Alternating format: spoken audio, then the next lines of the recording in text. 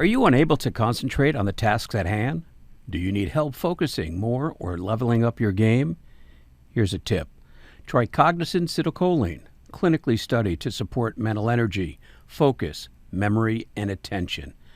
Cognizin supports brain health and supplies the brain with the energy it needs to stay sharp. Cognizin is a leading nootropic, featured in over 200 products. This podcast is powered by Cognizin. Visit cognizin.com to learn more and find a product to help you fuel your day. Ready to achieve great heights? Then you're in the right place. Welcome to Power Your Performance, the podcast where we dive deep with leaders in the gaming world and beyond and learn the techniques they use to power their lives. I am your host, Gary Kleinman. Welcome, Jason, the lawyer esports extraordinaire. How you doing? Doing well. Thank you for having me. Always great to see you. Yeah, it's good to see you. It's nice to see you not on a panel with 500 people staring at us and wondering who's looking at who. So it's good to go one-on-one for a change. So tell me, you're obviously a lawyer. And that's where it all started. As I said to you earlier, it's you made your mom happy by getting that degree and passing the bar, or you made yourself happy by passing the bar. Because I think the good news about passing the bar is you don't have to take it again. That's basically it. So, did you always want to be a lawyer? I did. Yeah. So ever since I was young, I thought, hey, I want to be able to solve people's problems and help people out. And, being a lawyer seems very attractive to me. I must have had the only Korean mom that didn't want me to be a lawyer, but somehow still persevered through and made it through. And, after working for the government for a little while, government in Canada, because I'm Canadian, I decided, hey, look, I want to go back to law school. Went back to law school, did a little bit of banking law in Hong Kong, and then said, hey, I really am interested in this health, technology, and sport intersection. Let's go to NYU. And so from then on, here I am at the University of New Haven and also working for Zuber Lawler. So being a lawyer and an educator at the same time now. So, when you say you have a Korean mom, so you didn't have to be a lawyer. Since Korea is really the home of esports, did she want you to be an esports athlete? Oh God, no! My most vivid, my most traumatic memory. I guess it's been a charmed life, but my most traumatic memory is when I was playing too many Nintendo games. So my mom decided to sell my original NES to the neighborhood kids, and they walked away with a great deal on Chippendales Rescue Rangers and a console. That's so funny. We're very academics focused, and obviously, even a few years ago, this wouldn't be a career path for either one of us, right? But there's no question. I've been in gaming, 6 some odd years, and I got into it only because I read an article about a female Canadian gamer that was playing League of Legends at Madison Square Gardens, and they said 17,000 people were there, and I said that had to be a typographical error. It just didn't make any sense, because I was doing what your mom was doing. I was sending my kids and saying enough with the games, and they'd sit here today, now that they're adults, and say, there are PlayStations buried in a backyard someplace that I forgot where I put them. So, I get that. So you like to play as a youngster. And did you game all the way until where you are today? You're continually gaming? Yeah, I still game. I mean, when I was in high school, that was exactly when esports started taking off in Korea. In North America, we didn't know that much about it, but I still remember playing StarCraft with my friends at a PC cafe in Toronto, right? What they would call a PC bang in Korea, right? And so I've been playing pretty consistently since then, but culturally things are a little different. It's a lot more social now. People, obviously talking online and making friends online is a lot more socially acceptable now than it was was, 20, 30 years ago. So, right now I play mostly single player, sort of like narrative driven games. But I still jump on to your CS:GO and all that kind of stuff pretty regularly, and get wrecked by a bunch of 12-year-olds. It's a liberating experience. Said from a lawyer from a different country.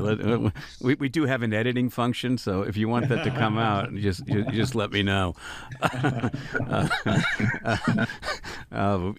It's interesting. We say, we couldn't have done this years ago. I mean, what has happened in gaming and the acceptability of gaming is just staggering. I mean, to see almost flipping a switch, right, from it being a cry for help as an activity to, I can't wait to get into what you're doing at the college level in creating the curriculum and what have you. It's staggering, and I look at my peer group, my buddies have no clue what I do. I mean, and it comes up all the time. It literally comes up all the time. We'll be sitting with 14, 15 guys at our guys' dinner, and they'll go, I don't know, he does something in gaming and health and wellness and digital media, and they go, I don't know what the hell this gaming thing's about, right? And then there's always one or two that are a little bit more progressive. They go, oh man, everybody's gaming. I mean, it's okay. You can get a college scholarship as a gamer. And then the other people are going, really? You can really do that? And when we met at the Sports Nutrition Summit,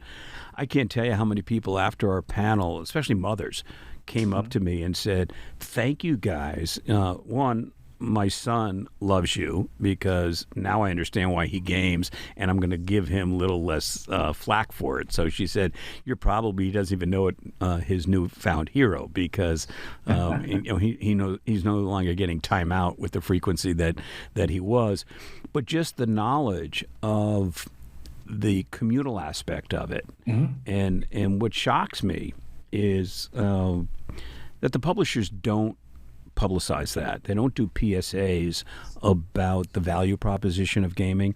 They don't talk about the community. They don't talk about how people are really bolstering and improving each other's lives and helping them and meeting them. And it's somewhat surprising. And you are an exceptionally educated man. Why are the publishers not professing the value proposition in gaming?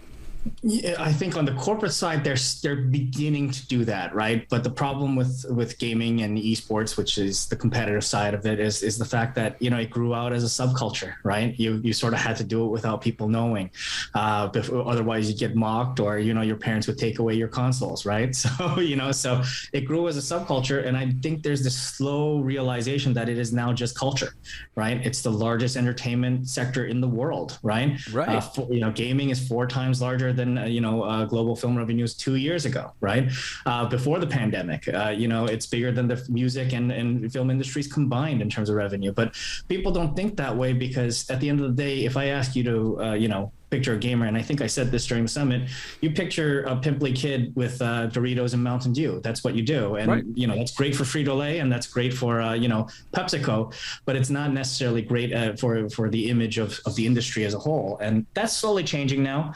I think there's a lot of people that realize there's lots of money to be made. And once there's money to be made, anything is suddenly socially acceptable. So which is true. Happens. But you never hear, SimCity is the reason. I believe this statistic is somewhere in the neighborhood of 20 to 25% of all city managers became city managers because of SimCity. And that's shocking. It's one of those things where games are very good at training you, right? And that's one of the things we're finding at the collegiate level. We already knew it, but it's more interactive. It's a lot of fun. It's a lot of fun to learn by doing, right? And right. So it's even people, for instance, sim racing, right? One of the guys that has a ride in rally car, he started out as a sim racer, right? So it's an exceptionally good way to learn. It's a great way to do things by application, but again, it just comes down to image, right? People still think it's for kids, that you'll have to give it up once you get a real job and you'll grow up. But I mean, look, I'm starting to get there. My birthday was yesterday, so Happy birthday. I'm getting up there. Thank you very much. Did you buy yourself a new game?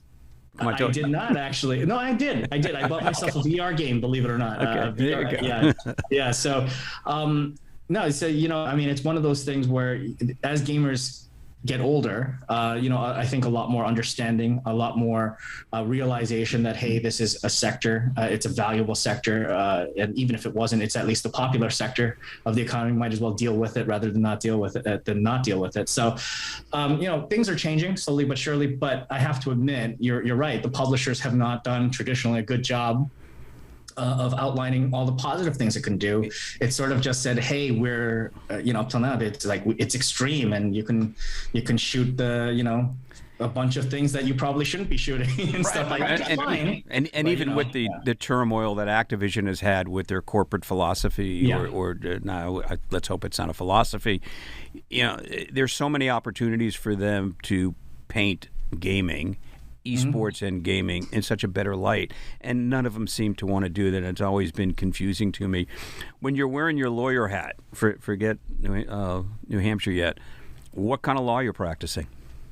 I specialize in sort of transactional work, right? So one of the things I like to tell my students at the University of New Haven is basically, hey, look, when they ask me what kind of legal work you do, I say, when you look at an industry sector, right, like esports, you're sort of doing everything, right? Which is basically, you're doing contracts, you can look at M&A stuff, you're looking at sponsorship deals, all that kind of stuff. That's all just transactions. And you've had a long history in business, right?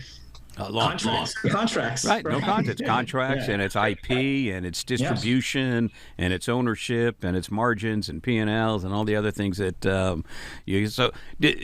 is esports with New Haven so what's the best way? Is it a break from just the mundaneness, so to speak, of practicing, or would you like to do that on a full-time basis? And then we'll get into what you're actually doing there on a full-time basis. But is it just, or you'll just like the balance? Actually, believe it or not, it is my full-time. Is it? It is my full-time job, yeah. So basically, I lead the academic programs, both on the undergraduate and graduate sides. I also oversee the team. And in fact, it's my law work that's a part-time basis. Right? Oh, that's good. So, I'm in the business. Jason, that explains your smile. You've met a lot of lawyers, I can see. I was one. I was a litigator for many years. Yeah, that's right. I am. I got out. I loved it. Great education. Great education. Terrible business. Use it every day. So yeah, I feel your pain. Right. I love doing what I'm doing because I get to be in gaming and tell stories, and with the health and wellness aspect of it, hopefully improve people's lives. So without a doubt. So I get that. So you go to New Haven. And you go, okay, I got a blank canvas. I got to create a program. And that's not like, let's just get some consoles and play. That's a curriculum, and that's a schedule. And that's not only just a curriculum in terms of the games and design and what have you, but health, wellness, and nutrition, which we will talk about. So first thing you do when they go, okay, now I asked for this job, I got it, right? Now, there's 2 good days, right? You got what you asked for. You go, oh, now I got what I asked for. What do I do? So what was the first thing you did? The first thing they did was look at what they had planned. They had some idea, and they did pass a provisional curriculum through. So that was some of the work that had been done.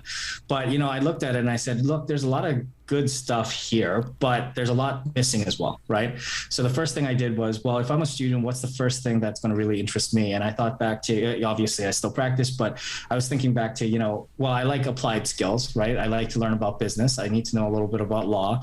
How do I do that? Do I want to, walk them through an IP course? At the undergraduate level, probably not, and also even at the graduate level, probably not, right?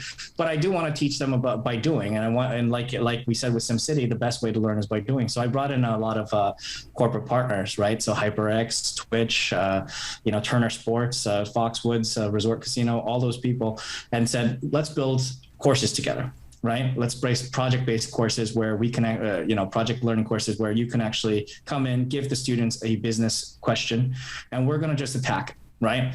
And by attacking the business question, they're going to learn by osmosis sort of the business skills and things that they're doing. So actually, they've provided, a lot of advice to major corporations at the ages of like 18, 19, 20, 21, about what to do about esports and gaming. Great. Love that. Yeah. I love that.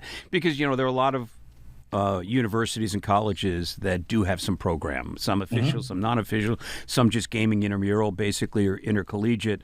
But there's no standardized curriculum, so to speak, like there is in art history and English. And so is there a peer group of people that have basically your job title and your responsibilities in other universities and colleges where you guys can actually somehow say, how do we get a standardized curriculum?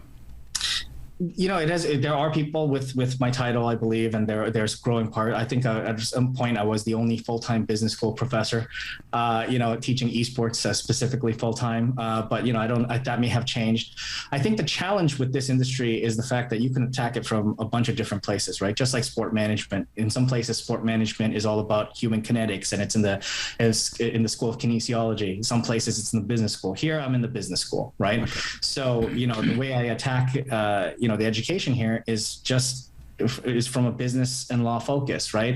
How do you actually solve a business problem? What are sort of the steps you need to take? And that's different from some of the other schools that might focus a little bit more on, say, the game design stuff or the event management things, right? Because that's not where I come from, and you know how it is. Everybody's a slave to their own backgrounds, right? Yeah, no question. You go right to a warm market. So is it a certificate degree program, or is it just a series of curriculum courses that they take as part of their overall major?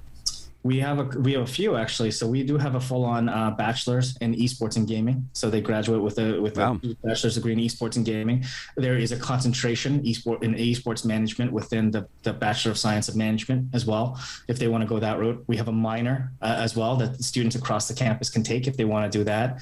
And we also have a graduate program. We have the first graduate program, an MS in esports business, and that's available online asynchronously as well.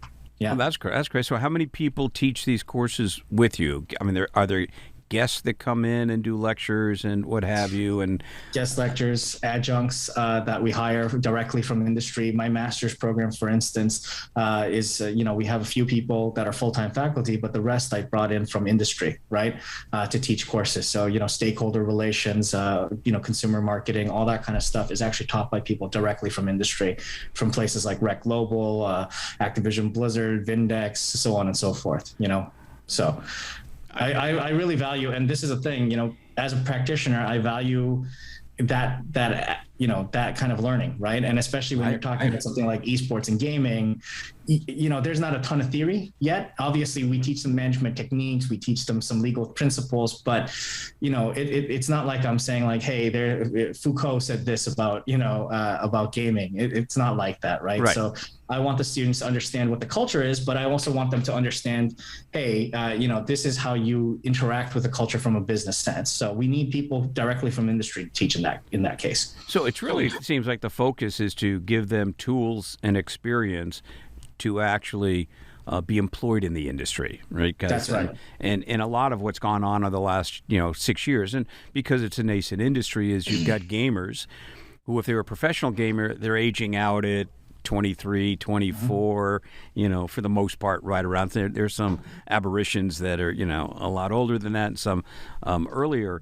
But they want to stay in the business, but they couldn't tell you a P&L or a marketing plan or an event schematic or run a show. They just know how to game. And then for so many years, the management in all these companies knew the P&L and everything else, but they didn't understand gaming. So these kids are really at that intersection at a very early stage that they have a gaming experience, be it casual, competitive, or otherwise, but now they're really learning the nuts and bolts of actually making it a job, right? And and that's the main thing. The key word there was tools, right?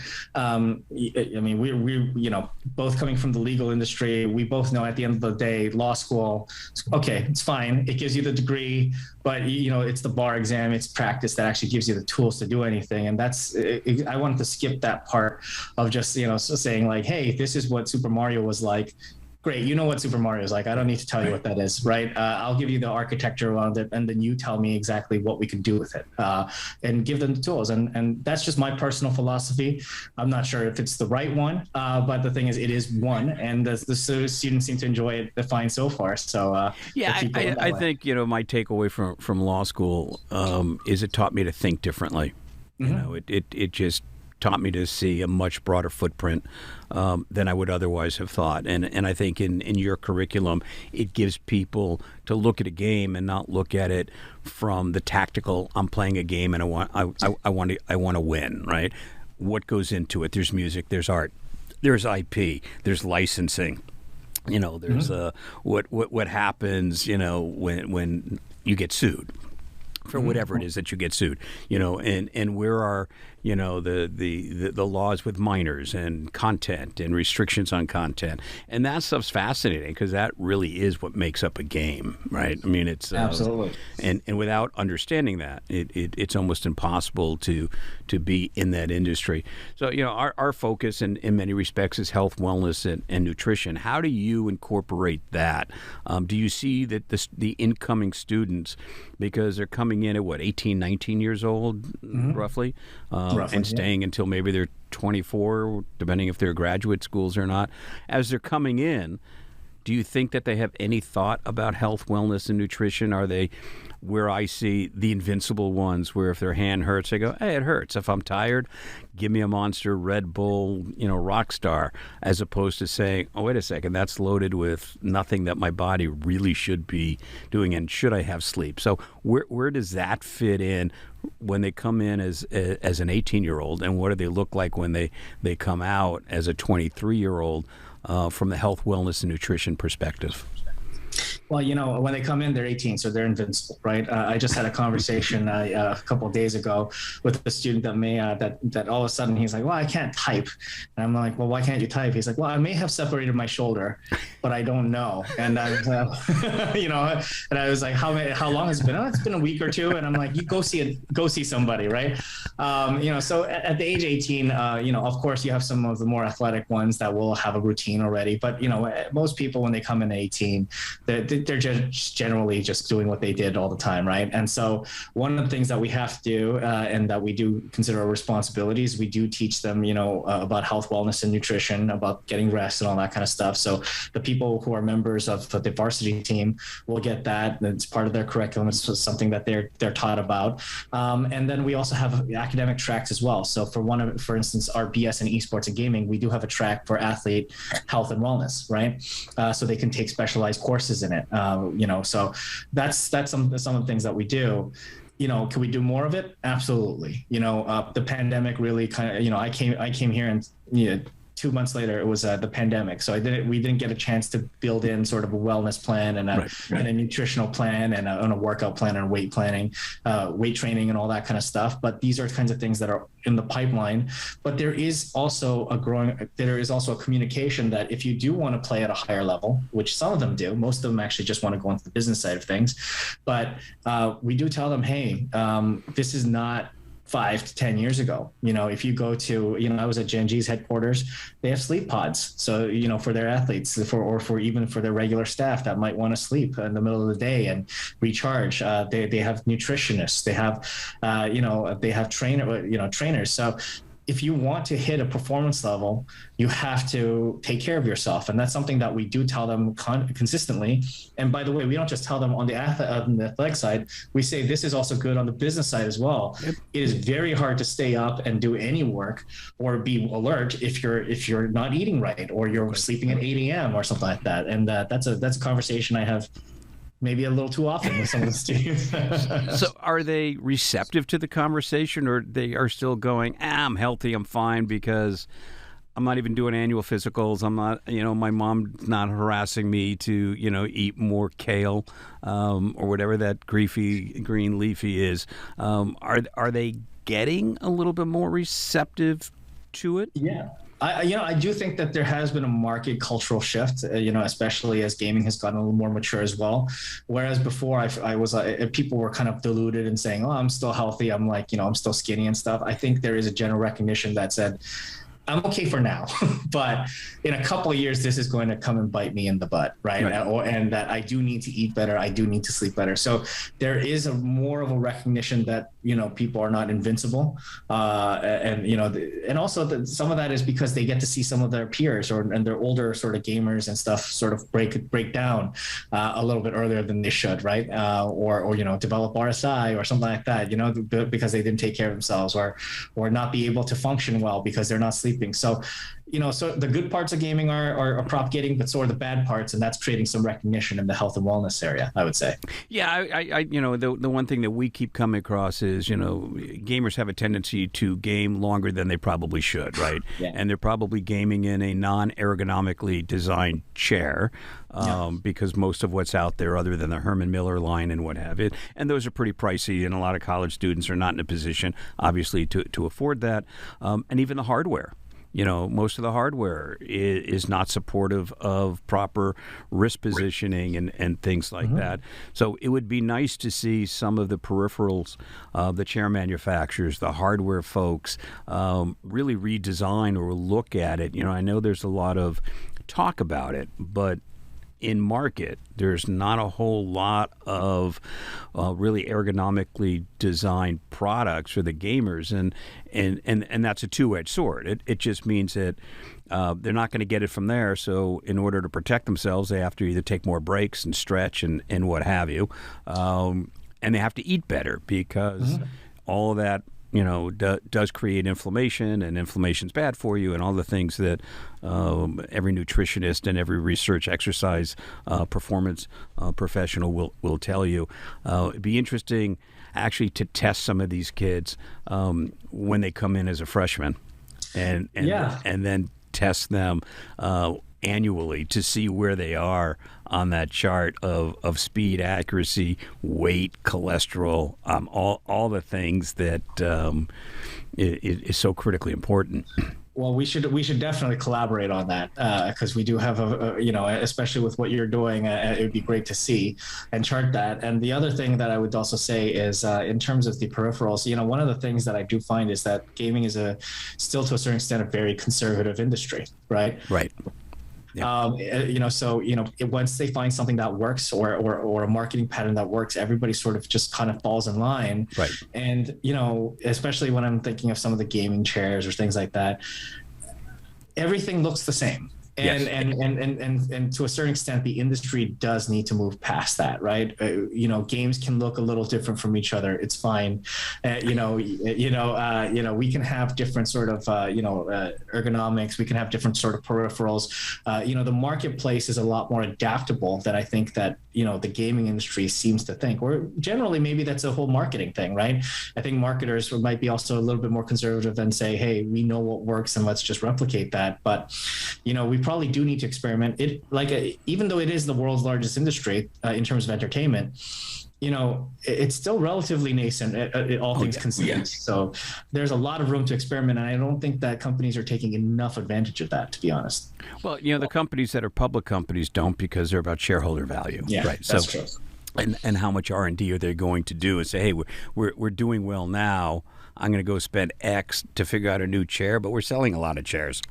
I think there's a moral component to that too, and ultimately they will sell more. The one thing I would love to collaborate you. I have lots of thoughts on all of that because that's how I live my life every day. It's at Skins, but I will send today, or if not today, certainly by tomorrow. We have a 2-volume ebook on the top 25 gaming injuries, how to prevent them, and how to train and how to treat them. So that's something you can distribute to every single one of them, and it's actually well done with a chiropractor who has a subspecialty in esports, and he's a major gamer. So I think a lot of it is knowledge, right? A lot of these kids just don't know. They've been doing this for so long. Their parents or gatekeeper parents did not think about, they should stretch or they should do something different when they were younger. And I know they were saying, get out of the chair and go shoot hoops or go talk to your brother or whatever those dynamics were. But it just seems that there's this long gap of not really wanting to talk about vitamins, right, and supplements. And I had a conversation conversation, an episode we did recently on the podcast with an exercise performance expert, and she said, there's all these vitamins and supplements that gamers should be taking to increase their speed. Because it reduces inflammation, and inflammation anywhere in your life will reduce your ability to respond in a game, and that's true if it's your mind, your fingers, your hands, and that's critically important. Yeah, and that was one of the things that actually struck me about the ingredients industry. Actually, at the summit that we were at, right, the Sport and Active Nutrition,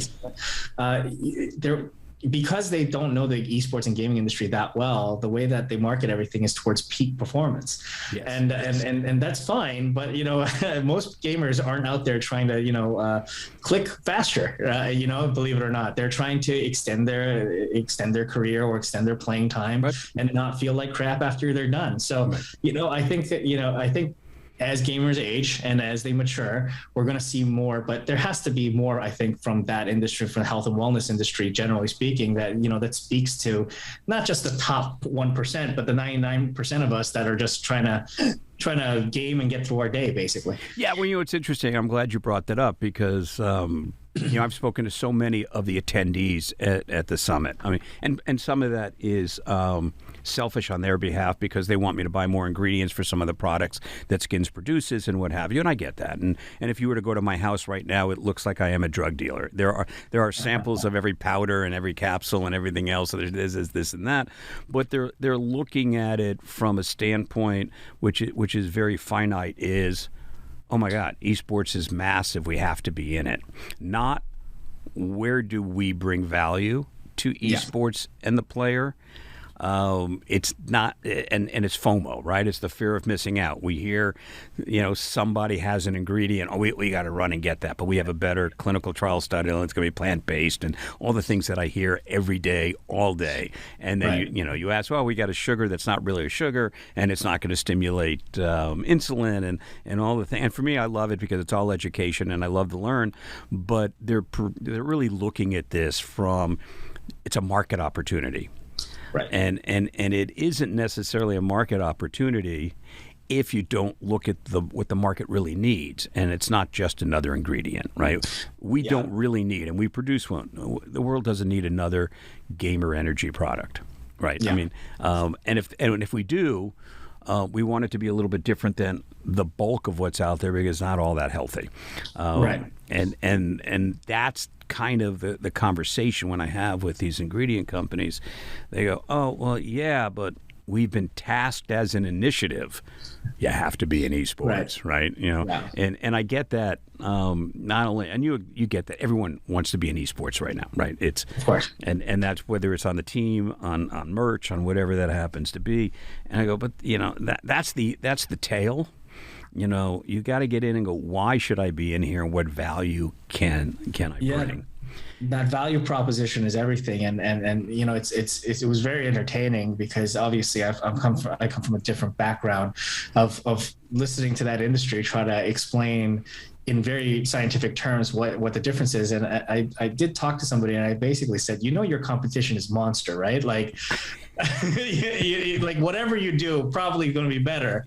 So, it's not, so yes, it's really about communicating that value. Right. But for some reason, it's just, because everybody speaks from their discipline and from their background, sometimes I think that especially in the ingredient space and the wellness space, they just sort of get locked in the science of it and how to communicate minute differences rather than just talking to consumers generally and say, this is what we do. Right. We think it'll help you.